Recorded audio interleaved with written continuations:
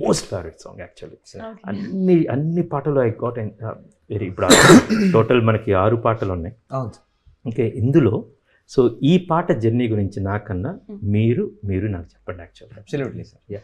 And the beauty is ఆ రోజు మేము అది కంపోజింగ్ కూర్చున్నామండి, దాదాపు ఒక 10 సిట్టింగ్స్ అయింది. వేరు కథలు వేరు అయిపోయినాయి అన్నమాట.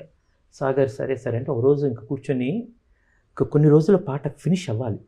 There is no other way, we're doing relight. అది రీలైట్లో రోలింగ్ టైటిల్స్ మీద పాట కావాలన్నమాట. అది చాలా ఎక్సైటింగ్ కావాలి. బేసికల్ అది లిరిక్ షీట్ ప్రిపేర్ చేస్తున్నాను.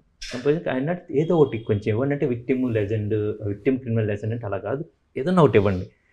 సో నేను అసలు ఏం కావాలి మీకు అని చెప్తే నేను రాయటం స్టార్ట్ చేస్తే నాకు కొంచెం లైన్స్ ఏదో వచ్చినాయి అన్నమాట బేసికల్గా.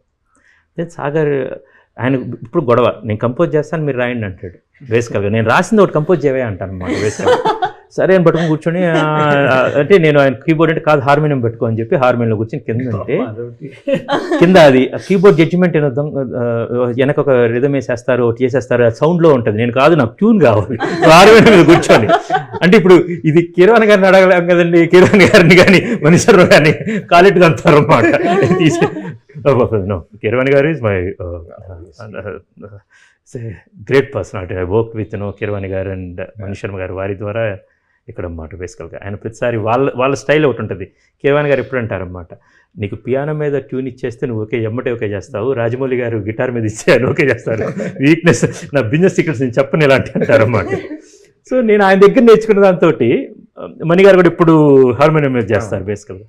సాగర్ చేద్దామని అంటే ఇట్లా అంటే ఏదో ట్యూన్ చేస్తున్నారండి, కరెక్ట్గా ట్యూన్ అలా వస్తున్నప్పుడు టప్పని రికార్డింగ్ రూమ్ తెరుచుకుంది.